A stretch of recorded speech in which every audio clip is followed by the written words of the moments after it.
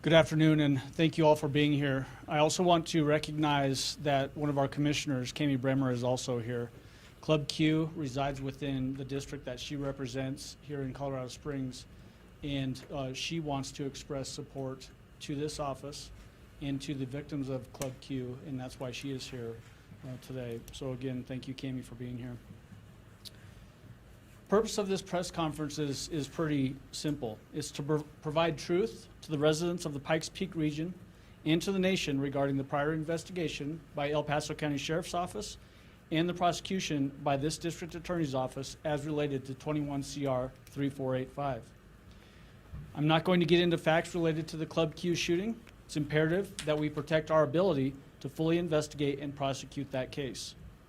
Like I've said many times, we are not going to try that case in the media. It's also important to note that all persons charged with a crime are presumed innocent until proven guilty beyond a reasonable doubt. And that applies to the defendant in the Club Q shooting. It's also worth noting that the defendant in the Club Q shooting in that prior case, 21 CR 3485, was not convicted of any crimes in that case as related to the 2021 incident. This is simply an effort to correct the misinformation being spread by the media and certain politicians hoping to take advantage of the horrors associated with what happened at Club Q on November 19th. Everything I'm going to share was conducted and discussed in open court or was included in documents that are typically available to the public in that specific case. One of my unending missions as district attorney is to continue to increase transparency into the role, functions, and results of the district attorney's office. At a time when the criminal justice system continues to be under attack from those hoping to reform it, transparency is required and demanded. Quite simply, the public deserves to know the truth. Our ability to be completely transparent has limits, and those limits are governed by ethics rules that govern our ability to practice law in the state of Colorado, and specifically as related to prosecutors, and then also state statutes govern what we can do with transparency. Some members of the media and certain politicians hoping to capitalize on the Club Q tragedy have reached conclusions that are wholly unsupported by any information available to them. That information has been unavailable to them because the very records they would have needed to make a conclusion have been sealed, making them inaccessible to the public. Those people should be ashamed of themselves. All they've accomplished is to cause harm to the victims of Club Q and to a community that is mourning the tragic loss of 5 lives and the shattering of the sense of safety we were all entitled to, including the people that are affected most directly by what happened at Club Q. So let's talk first about limits on transparency. I talked about ethics rules. Ethics Rule 3.6 governs what we do in the courtroom and how we conduct ourselves as lawyers admitted to practice law in the state of Colorado. It limits what a lawyer can say publicly about a case. These rules are precisely the reason why I'm always very careful about what we say about pending cases. Rule 3.6 has specific things listed that we say or cannot say. You can assess these by either looking at the screen or you can get them by going to the Colorado Bar Association website and looking up these rules. But it lists very specifically things we can and can't talk about. Rule 3.8 specifically talks about what prosecutors can do and what they can and can't say. These rules are exactly why I'm going to limit my comments today to what occurred in June of 2021 and as that case progressed through the court system. So let's talk about when we say no records exist. Colorado Revised Statutes 2472-703-2B. It's a very restrictive sealing statute that prevents DAs and other criminal justice agencies from making public comments about sealed cases. The result is confusion for the media and, more importantly, for the public.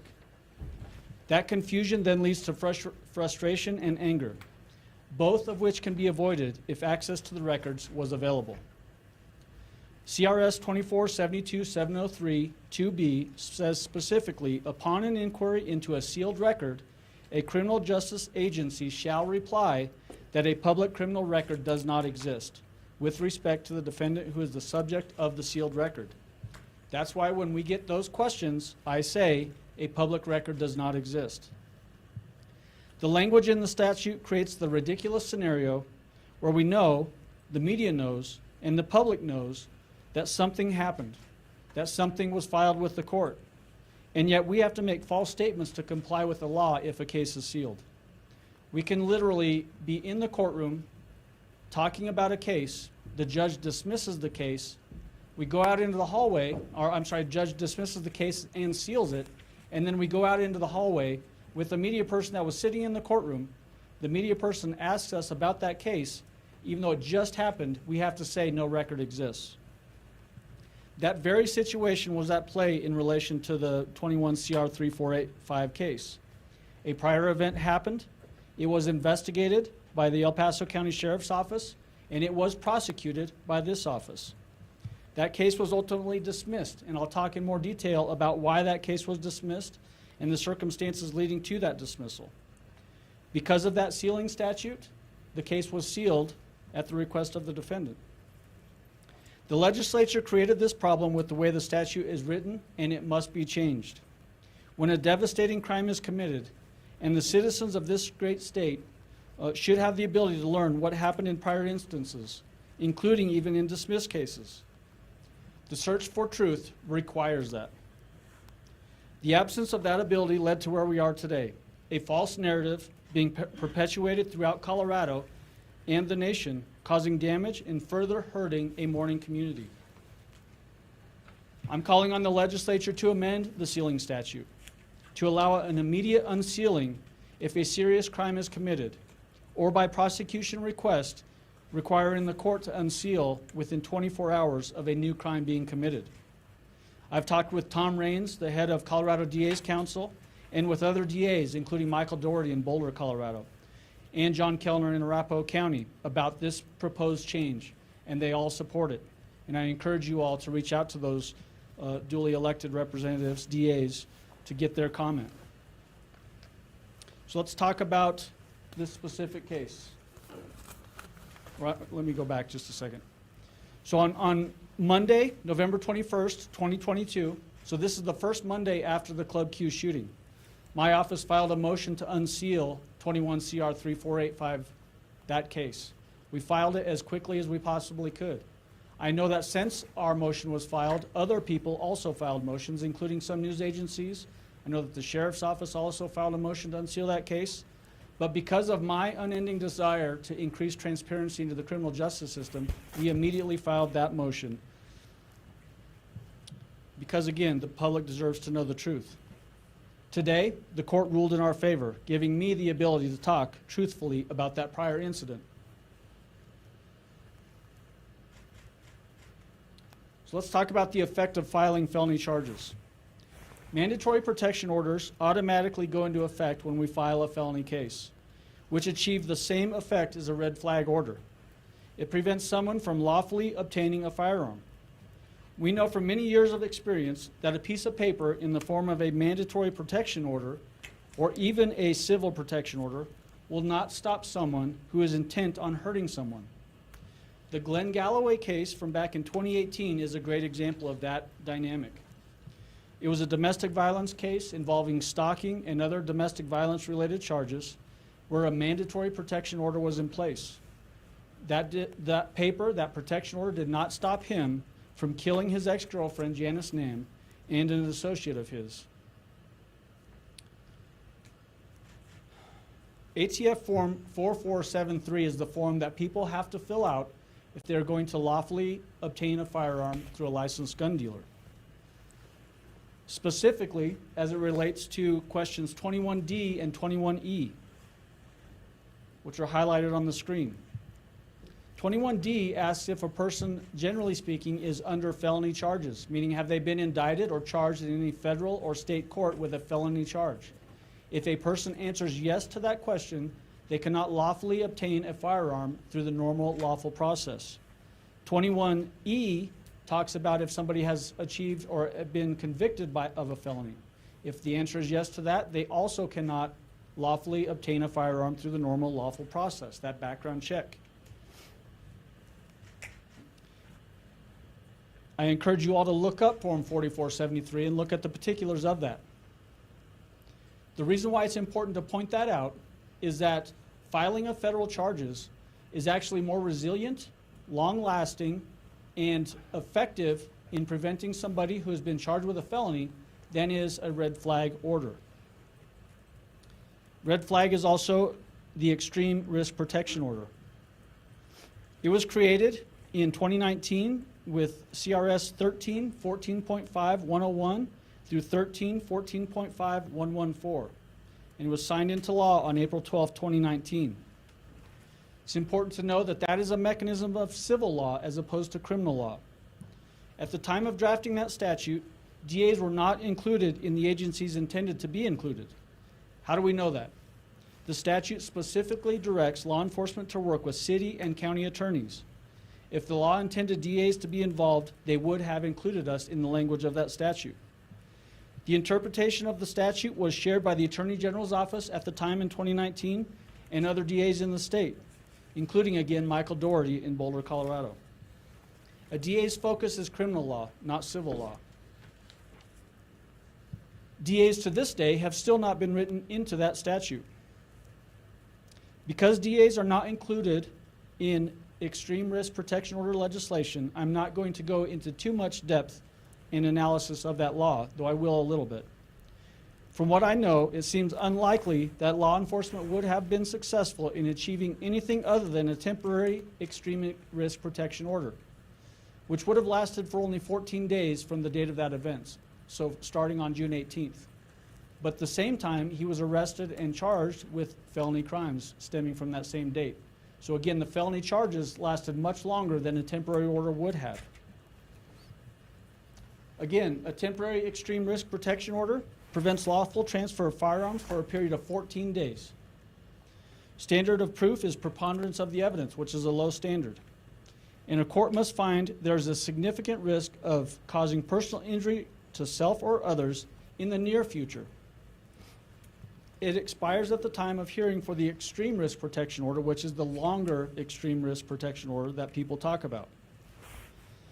The extreme risk protection order lasts for a period of 364 days, and I want you all to remember that number because I'll reference it later. It can be extended for an additional 364 days based on a further hearing from the court. The standard of proof is clear and convincing, and the court must find that respondent, the person that you're trying to take the guns from, poses a significant risk of causing personal injury to self or others. So let's talk about the timeline of events as it relates to 21 CR 3485. Law enforcement responded on June 18, 2021. Members of the El Paso County Sheriff's Office responded to a 911 call placed by Pamela Poland, the grandmother of Anderson Aldrich. The PC affidavit has been widely covered in the media and including statements made by Pamela Poland. Those statements, everyone would agree, are concerning statements. To get those statements into a courtroom in front of a jury to convict somebody, Pamela Poland would have to appear in court and take the witness stand and testify against her grandson. The U.S. and Colorado constitutions require witnesses to stand in court in front of a jury, subject to cross-examination, and testify. If we are unable to produce a witness, none of those statements would be admissible in a criminal courtroom. Deputies also had contact with his mother, Laura Vopel. They deployed the SWAT team to contain the residence, and Aldrich was eventually taken into custody and arrested for several crimes stemming from that incident. He was then held in custody pending formal charging process, and bond was set at $1 million. Charges were formally filed by the District Attorney's Office on June 29, 2021. It included 3 counts of first-degree kidnapping, with the victims being his 2 grandparents and his mother, and then 2 counts of menacing, which are F5s, with the victims being his grandparents. Search warrants were filed for and achieved, signed by a judge, and items were seized. Some of those things were 2 weapons. One was a pistol, noted in the evidence log as a ghost gun with Glock frame, no serial number, no model, no make, 9mm. The other was an MM15 5.56 rifle. It's important to note that both of those weapons are still in the custody of the sheriff's office today. In fact, after the Club Q shooting, I was able to look at those items because they remain in evidence and were never turned back over to the defendant.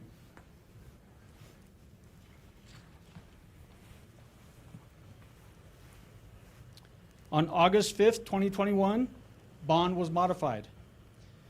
That date was originally supposed to be a preliminary hearing, but it was continued by the defense. The defendant and victims addressed the court regarding modification of the bond. The court also heard from his mother and his grandparents. His mother at that hearing described him as loving and passionate. His grandmother described him as a sweet young man and that he did not deserve to be in jail. The grandfather described him as unusually bright and someone who will take advantage of a second chance. It's important to remember those early statements that we talked about that were in the PC affidavit, obviously very concerning and something that law enforcement, meaning the sheriff's office and the DA's office, took very seriously. But later in time, we have different statements coming from those purported victims. The court modified the protection order, lifting the no contact with his mother, and modified the bond to $100,000 cash surety or property bond, and stated it was willing to lower further the bond if defendant was admitted to an inpatient program, and required the defendant to live with his mother and to participate in any therapy. Then the case continued to proceed. The defendant bonded out of CJC at the jail on August 7th, 2021. Preliminary hearing was waived by the defense on August 26, 2021. Arraignment was continued by the defense on 2 times, October 21st and December 16th. On January 27th, the arraignment was held. The defendant formally entered a not guilty plea. For educational purposes, when an arraignment is held and somebody enters a not guilty plea, that starts the speedy trial clock, which means that we have 6 months by statute from that date to get that case to trial. I would note that this arraignment was done after several continuances by the defendant. The court then scheduled a pretrial conference and a jury trial. The pretrial conference was scheduled for May 19th and the jury trial May 31st of 2022. At the pretrial conference on May 19th, the defense announced ready for trial. The people, however, announced not ready for trial and filed a request to continue the trial setting. The prosecutor assigned to that case reported to the court attempts to achieve personal service on victims had not been successful. What that means is that the prosecutor was trying to get subpoenas served on the victims to order them to be in the courtroom, and that we had not been able to effectively serve those victims with the process of service. The court granted that continuance and rescheduled the jury trial. Pretrial conference was then set for June 23rd of 2022 and jury trial on July 5th of 2022. On June 23rd, 2022, at that pretrial conference, the people reported conditionally ready for trial, and the defense objected, reporting that both the prosecution and the defense are struggling to get service of subpoenas on the victims in the case. The people report attempting to work through the interstate subpoena process because grandmother and grandfather had moved out of state. The interstate subpoena process is a lengthy process that requires us to work with authorities in a separate state to achieve service on witnesses that we are trying to get service on. And that process, though we had been working it, had not been effective, meaning that the out-of-state service process had not actually served the grandmother and the grandfather. At the jury trial date on July 5th, 2022, parties appeared again. The people reported that service on out-of-state witnesses was still not achieved by that date and requested another continuance to give us a chance to achieve service on those victims. It should be noted that I referenced earlier, the 6 months for speedy trial. Speedy trial was set to expire on roughly July 26, 2022, so just 3 weeks after that July 5th date. The defense objected to our request for a continuance and noted that speedy trial expires in roughly 3 weeks and moved for the case to be dismissed. The defense also noted that the people had been unable to achieve service of subpoenas on witnesses. And the defense stated, quote, "I believe that they probably made some very valiant efforts to get the victims served, but no likelihood these people are going to be showing up," end quote. And quote, "These witnesses have basically been avoiding everyone." The court at that point denied the request for a continuance made by the prosecution and dismissed the case. I want to point out that there's nothing wrong with the court's decision in that reality. If witnesses cannot be produced at a trial and we are against speedy trial, it is very common for a court to dismiss a case. The court did not act inappropriately in that regard. On August 11th, 2022, the case was sealed at request of the defense. And that is when all records associated with the case were sealed by the court. And that's what triggered the requirement of us to say no records exist. The order sealing the records applied to EPSO's records and DAO records and court records. Again, it's worth noting that the court acted properly in this situation and was in compliance with Colorado statute. Take no issue with the court's rulings. The status, again, of those weapons that were seized in this case is that they are still held as evidence. The defendant attempted to have those weapons released to him through contacting the sheriff's office, and that request was denied, meaning that we still have those weapons in our possession. I want to point out that the case was pending for 383 days under those felony charges. That is longer than an extreme risk protection order provides. Lawful transfer of firearms was absolutely prohibited for the entire time that felony case was pending. In the existence of 21 CR 3485 or even an extreme risk protection order would not have prevented the Club Q shooting. I would reference back to the 4473 and the lawful process in which you would obtain a firearm. That gives an outline as to the case, the fact that it was prosecuted all the way up to almost the end of speedy trial, and that the court then dismissed properly that case because the witnesses were not cooperating with the prosecution. At this point, I want to turn this over to Christy Boots. She's a court-recognized expert and has served as a crime victim in this community for many years. She's going to talk about the dynamics associated with family members in situations like this. Before I do that, though, I want to reiterate, I've prosecuted many cases in my time as a prosecutor where grandparents or family members have reported against a child or a young person in the family because they have concerns about the safety. It is very common for people in that situation to have love for that person, to not want to testify against them, wanting to get them out of custody because they think they can handle it on their own. Whatever led to the victims not cooperating in that 21 CR 3485 case, I can't tell you. I can only tell you that they didn't cooperate, and it led to the dismissal of that case. But this office absolutely prosecuted it. We prosecuted it until we couldn't prosecute it any longer, and it would not have prevented the Club Q shooting. Now I'll turn it over to Christy.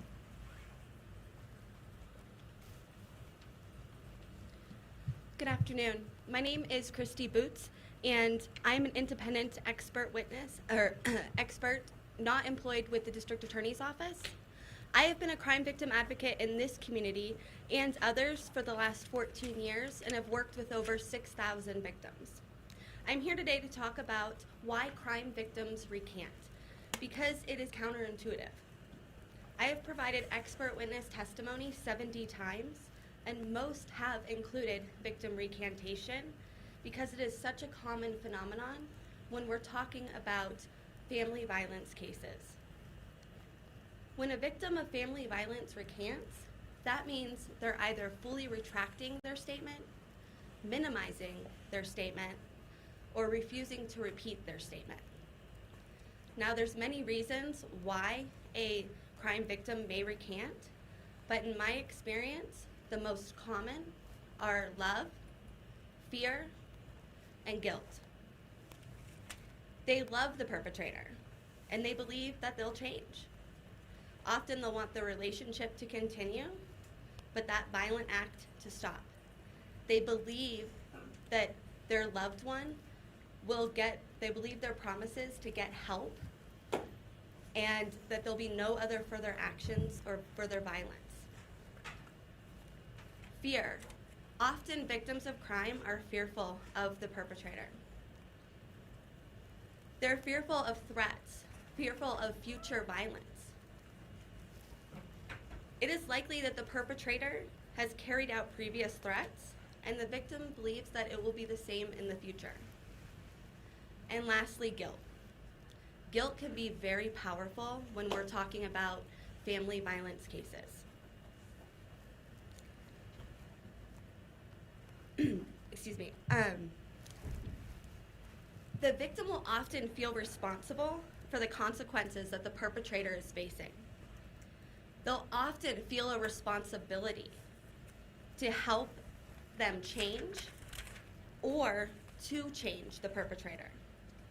Now, of course, these are not all the reasons why a victim of crime will recant, but in my experience, these are the most common. And again, victim recantation in family violence cases is incredibly common. Thank you. So with that, we would open up for any questions.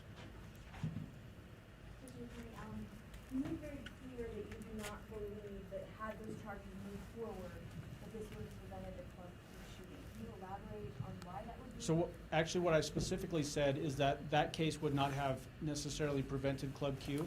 As to the reasons for that, I can't get into that because that will impact the Club Q investigation and prosecution. So you're just going to have to accept that statement that it would not have prevented Club Q. Obviously, the firearms that were seized in that 21 CR case are still in our possession. You can take that and I think extrapolate out to what that means. What would you want to say to people in the community who have questioned if it could have prevented the tragedy? The only way that it would have prevented the tragedy is if the witnesses actually were present at trial, testified, and somebody was convicted. Again, he was not convicted in that case, and that person then was in custody for an extended period of time. That would have got us past this event.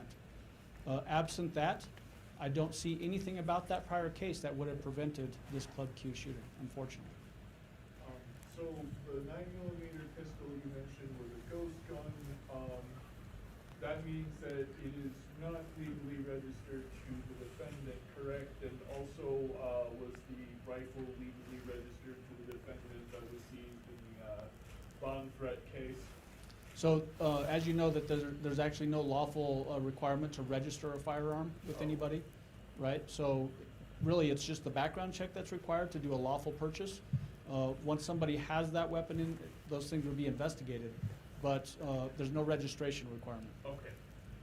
Why were you unsuccessful in subpoenaing the grandparents, and how many efforts were made? Did you send people outside their house? What did that look like? So it often means when we're trying to get personal service that we're sending people out to actually hand a piece of paper, a subpoena to those folks, multiple times, including interstate subpoena process, and those were not successful.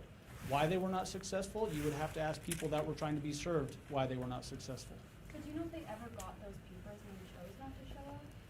If we had achieved service, then that would be a different thing, but each time, as I noted, we were reporting that service had not been achieved. So was there any other way to legally get them out here, and if not, could you have moved forward without the grandparents as witnesses? So in every case where you have trouble getting the actual witnesses, the victims, the listed victims into court, you have to make judgment calls. In this case, obviously, the prosecutor was not able to go forward without those victims, because those statements that they made, those concerning statements that have been widely covered, obviously very concerning, but those are being made by the grandmother and the mother. Without those people actually taking the stand and testifying to those statements, there's no way that you would convict them on the kidnapping and the menacing charges. You know, it's really, why didn't they come? That's an answer that they would have to give. I'd like to get back to those guns. Was that rifle a ghost gun, or was it, Not to my knowledge. do you know how it was purchased, who purchased it, who owned it? I don't know. On the subpoenas, grandparents were in Florida, but mom still lived here. What efforts were made to subpoena her? The same thing, trying to go person to person and hand her a subpoena. But if somebody is, for some reason, not able to be found, you can't serve them with a subpoena. We spoke with Leslie Bowman, who's the landlord of the grant home, and she was concerned, was she ever interviewed or asked to come into court? I'm not sure whether she was actually served with a subpoena, but again, she's not a direct witness to what happened on that day.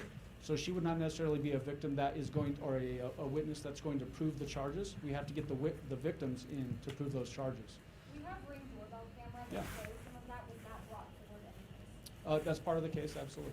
Were you aware of the Facebook video as well? So one at a time, go ahead. So with the Ring camera, with the Facebook, with concerned landlords, there's still nothing you guys could have done. You're saying you guys did everything you could to make sure this person who said he's aspiring to be a mass shooter, or they are aspiring to be a mass shooter, Yeah, is free. yeah, so, I mean, if you think about who said those statements, do we know who said the statements? I mean, you all have seen the affidavit, right? It was grandmother, well, some people have. I know that some news stations have been reporting and waving papers around like they've got the affidavit in their hand. The affidavit specifically says that grandmother made those statements. So to get those statements in front of a jury, grandmother has to get on the stand, swear an oath to testify truthfully, and then testify and be subject to cross-examination. If we can't make her get to the courtroom, those statements are never coming in a criminal trial. And so the judge has no choice either, do you think? The judge did everything that she should have done. I mean, she gave us one continuance because of the difficulties getting victims served. We were at the end of speedy trial, essentially. It probably appeared to the judge that there was no likelihood that these people were going to submit to service. And even the defense attorney said that these victims were avoiding everyone in the case, including the defense. Did the judge have to dismiss the case though? So speedy trial, when it runs, it runs. That means the case is over. So Or could she have granted a continuance and therefore the extreme risk protection order would still be in place? there was no extreme risk protection order in place. It was Well, the the felony charges. So The would that felony still charges be were in place? pending for 383 days at the time that they were dismissed. But if uh, the judge had granted a continuance, would that still be in place? It would have been for a short amount of time, potentially, but when there's no likelihood that the witnesses are actually going to show up to testify, there's really no fault of the court even in that So point. at what point do you decide, for lack of a term, to give up the subpoena witnesses when you have someone saying? they First of want all, to I'm gonna witness? contest what you said. Nobody gave up on this case. We were fighting this case to the very end. We asked for a continuance the day that it was dismissed. Let's move on to some more questions. Mandatory protection orders, under my understanding, also require you to give up any other firearm. Yep. Did anything happen in terms of were you able to get any other firearms from the defendant during the time? those No other were- firearms were obtained in that investigation, signifying, I guess, that he probably didn't have any others at that time. You stated that he reached out to the sheriff's office to get his gun back. When did he do that? You would have to ask the sheriff's office. Mr. Allen, can you, Your office can't do a red flag order or request one. I'm just wondering though, say another agency did request a red flag order after the case is dropped. Wouldn't that have stopped the suspect from legally buying another gun? So I'm gonna answer that in a general question because I think you're asking it in a generalized way. Theoretically, yes. As you apply it to this particular case, where you've got statements that are concerning at the front end, and then after that, you've got witnesses that are not cooperating, and they're also saying really nice things about the person, saying that he's loving and compassionate and intelligent and all of those things. The likelihood that a permanent extreme risk protection order, so the longer version of the 364, goes down significantly in my mind, because those people would also have to testify in that case as well. That's a higher standard than the temporary. Yes, it is. Do you support the governor's call to allow, to add district attorneys specifically to the list of people that can request So an I'm ERPO? Yeah, I'm certainly up to engaging in discussion and potentially modifying that legislation to make it appropriately fit certain situations. But again, I want to point out that when we file felony charges, it's just as strong as, if not stronger than, an extreme risk protection order because of those mandatory protection orders that are automatically put in place at the filing of a felony charge. If a felony conviction is achieved, that lasts much longer than an extreme risk protection order. So the idea that, and I referenced this earlier, the idea that a piece of paper, a protection order that is in place will prevent somebody that is bound and determined to do something bad against somebody else, oftentimes doesn't stop somebody from doing that. Quite a few of the ERPO cases that have been granted by judges included mental health treatment Yep. or other counseling and that sort of thing. Absolutely. I mean, there are certain. That's something that would happen Yep. in a case like this where your criminal case eventually was dismissed, correct? It could. So I'll give you actually an example that we had locally before extreme risk protection order was in place. It was on a Halloween day before extreme risk protection order where a gunman actually was walking down the street and shot several people, killing them, and then was killed at the end of that encounter with police. What would have worked well in that case is that the parents were on the East Coast, called police to say that there were big concerns about this person potentially carrying out violence in the community. They were on their way out here. If an extreme risk protection order had been in place in that scenario, kind of what you're talking about, mental health concerns, and an exhibited danger to self or others, it could have prevented that shooting. So there are certain scenarios where it can be effective, and that's a really good example. Do you think the sheriff's office could have helped more, and if so, how?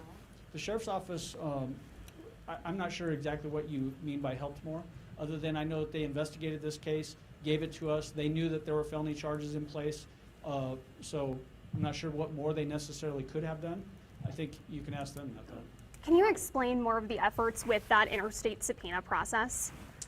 Yeah, so I can't tell you specifics step by step what happened. We have to go through very formal steps to notify authorities in another state of that interstate subpoena request. Then they have to then actually go to court in that place with the person to talk about when they can be ordered to appear and all of those things. Those things happen on cases very routinely. We do interstate subpoenas all the time on cases involving out-of-state witnesses. Can I tell you specifically what went on? No, I can't at this point. But I can only tell you that through that process, the subpoenas were not served on the grandmother and the grandfather. Is it fair to say that you believe that the family was avoiding your subpoenas, consciously making efforts to do so? I would say that that's a reasonable conclusion that somebody can draw. I'm not going to speculate. On what grounds did law enforcement hold on to the suspect's gun after the criminal case was closed and there was no criminal case? You would have to ask the sheriff's office. What exactly are the requirements for the service of the subpoena? Do you have to put it directly in somebody's hands, or can it just go in the mailbox, or how does that work? So there's two different ways that we serve subpoenas. Most often, we do it by mail, where we send somebody a subpoena, and what they have to do to acknowledge that they've received subpoena service and are going to comply with that subpoena is they mail us a return subpoena back to us, so that we have record that they received it and that they are going to comply with the conditions of that subpoena. If we are not successful through getting subpoena service through that, then we will often go to personal service, and that requires us to personally hand, so a process server personally hand a subpoena directly to that witness. That is a perfected service of subpoena. I have to imagine that there was frustration in your office for not being able to talk about this case for so long. What do you want people in the community to know about this case? And I assume you're asking about 21 CR case. Yeah. I think what I want them to know is to correct the record. This office prosecuted that case until we couldn't prosecute it any longer. I want the community to know that as soon as the Club Q shooting happened, we immediately began working to unseal that case so that the public could have the truth. When we have a void of information and then people, for one reason or another, create a false narrative about that scenario, you have to question, first of all, why are they creating a false scenario? And what's the impact on the community? And what's the impact on the victims in this case, people that are hurting? And that's why we filed our motion the first business day that we could to unseal this. Obviously, the court system takes time. And so I would just encourage people that when you see people jumping to a conclusion without having all of the facts, maybe they should question the motive behind jumping to that conclusion. Is there any way that it could have happened faster, this motion, given the public interest and saying it caused problems? Yeah, so the question is, could this have happened faster, the unsealing? I think that's a fantastic question. That's why I'm calling for an amendment to that statute. That would, if a certain level of crime, I think it should be an F3 or higher. If it's committed, it automatically unseals prior cases, even dismissed cases. Or if the district attorney requests the case to be unsealed, that the court has to rule within 24 hours of that request. I think that would fix what happened here. I just want to make sure I have this right, that without the witnesses, the DA's office didn't feel confident enough to move forward to prosecute, even though guns were found and bomb-making materials in the statements that were made. Possessing guns by themselves is not illegal. You have to have witnesses that are listed victims to come into the courtroom and testify as to why they are a victim, what happened to them, what was said to them, what they saw. Without those witnesses getting on the stand, there's no way to get a conviction on those charges. Whether we felt confident or not, I would disagree with your characterization. Any other questions? We just heard about the tendency for family members to Yeah. defend their family member or hope that they Yeah. may change. Is there an option for a character witness to be brought forth in a situation like this when you know that the family might not characterize that person accurately? So actually, criminal law is very careful about character witnesses coming in to testify. There has to be certain situations present because you don't want to convict somebody just based on character alone. You have to convict somebody on their actual actions. Did they actually commit a crime? And so if we start bringing in character evidence, that's oftentimes improper unless there's something that causes that character evidence to come into play. And really, you still need the victims to come in and testify. You can never get away from the hearsay rules. That's really what this comes down to. You can't get away from requiring that victim to take the stand, testify to tell the truth, and then be subject to cross-examination. You talked about Go here, and then I'll come back to you. What did the grandma say specifically that was so concerning to your office? So, talking about that he wanted to be the next mass shooter, that he was potentially going to blow things up, all those things. Everything that she said and has been widely reported on are concerning statements and are something that we take very seriously. You talked about the false narrative that's been harming the community, that's hurting you. I don't want to, it sounds like you're saying that false narrative is that something could have been done in this case to prevent the club shooting. Is that what the false narrative is? Yeah, I mean, if there's a false narrative that's created, for whatever that reason is, and it causes victims in this case to doubt our ability to prosecute this case, that causes them pain, it causes damage to the criminal justice system, and it's simply not true. And so I would just encourage people to seek the truth. And that's what this is all about, is getting the truth out. But what is false? Is it that there's something that could, you're saying nothing could have been done with this case to stop the club shooting? Like I said, short of that person being convicted and put into custody status, that, in my mind, is really the only thing that could have stopped something like this. The false narrative has been widely reported, including that we didn't prosecute the case, that we dismissed the case, people saying that we didn't pursue red flag. Red flag doesn't apply to the DA's office as it's currently written. So that's the false narrative that I'm talking about, that somehow we were not doing the things that we were supposed to be doing, when in fact we did everything we could have done on that case. So there's nothing you would change about how you prosecuted the case? I'm going to go to the next question. The sheriff's office could pursue an extreme risk protection order without the cooperation of the family witnesses. Should they have done that? And I'll just say in that case, they could have extended it for, he could still be under it, they could have done it for 2 years. Right. So should that have happened? I'm not going to say whether that should or should not have happened. That's a question I think that's better directed to them. But I would point out that that temporary extreme risk protection only lasts for 14 days. And then to achieve the actual extreme risk protection, I think that well, first of all, the standard of proof is much higher. I don't think, based on the conduct of the witnesses in this case, that they would have been successful on that. But again, whether they should have or not, I think is a question for somebody else. Was there any audio or video recording of the statements made by the grandmother and the grandfather? That's a good, I don't know that off the top of my head. But even if there was a recording, the grandmother still has to take the stand. So what will often happen is if a witness is interviewed in a case and it's audio and video recorded, we can't just put the detective on to say, hey, I interviewed this person and this is what they said, because every statement that that person said on that recording would be hearsay statements. So you still have to get the actual person on the stand to testify to those statements. If they recant on the stand, there are ways that you can then get those statements in after the fact, but the first step is getting them on the stand and getting them to say something. You mentioned there were discussions of therapy or mental health help for Aldrich after to lower the bond amount. Was any of that ever enacted for him or today? And Yeah. were there any follow-ups? Yeah, so that's a question I think that actually potentially could impact our current case, so I'm going to stay away from that one, okay? Isn't it illegal to have a ghost gun? Could you pursue charges for that? So that is a problem that I think that we have to figure out a way to solve legislatively. I'm more than happy to engage in legislative efforts on that effort. It's a hard area to regulate. There are plenty of websites that you can go and buy parts of guns that don't have serial numbers on them. There's got to be a way to somehow regulate that better. But you also have to talk about and be cognizant of people's constitutional rights. if we're going to talk about taking away somebody's constitutional right to possess firearms, what are the safeguards that we're going to be put in place to make sure that we're not infringing on people's constitutionally protected rights? It's a discussion that has to happen legislatively to find a solution there. And I'll certainly engage in that. Exactly, yeah. And there have been discussions about that. As far as details, I think it's way too soon to talk about details. Correct me if I'm wrong, it's not illegal to make a ghost gun for your own use. It is illegal to make one and sell it to somebody else. That's Is exactly there right. any evidence that he bought that ghost gun? That's something I think that we need to know more about. You know, the thing that's hard to do though too is there's not necessarily tracking on those types of things. So even if there was a private transfer, unless we had somebody coming out and saying that there was a private transfer, you probably couldn't prove that.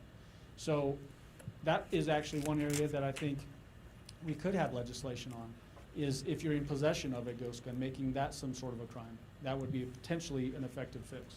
And there's no recourse with the back then with the mother or the grandparents for ducking subpoenas, correct? It's not a crime to duck service of subpoenas. Let's take two more questions. Who hasn't asked any questions? We all have. So we'll go. You mentioned that it's common for the judge to dismiss cases like this, but when we're talking about 5 felonies, how common is that? If you can't, it doesn't matter how many felonies you have. If you have 100 felonies and you can't get the victims to come and testify, would be very common for a judge to dismiss in that case, because we have a constitutional requirement set out in statute that says we have 6 months from the time of arraignment to get to the trial. If we can't get that case to trial because witnesses are not cooperating or not appearing in court, it's not uncommon for a case to get dismissed, and it doesn't matter how many charges there are. How often would you say this happens with your office in terms of cases? Not very often. You know, we file a lot of cases. We file more cases than any other DA's office. There's a percentage. I don't have that stat in front of me. Most cases resolve in plea agreements. It's between 95 and 97% of our cases result in plea agreement. And then we have a number that go to trial. I think our trial stats so far for this year, including misdemeanor and felonies, is 350 plus, something like that. So we take lots of cases to trial. There's a percentage of them that get dismissed under this scenario, but it's a small percent. You have mentioned that the suspect, while the felony case was pending, could not legally buy weapons. Do you have any evidence that they illegally bought weapons during the pending felony case for him? So I'm not going to get into that. I think that's really getting into the new shooting. Good? Okay. Thank you, everybody.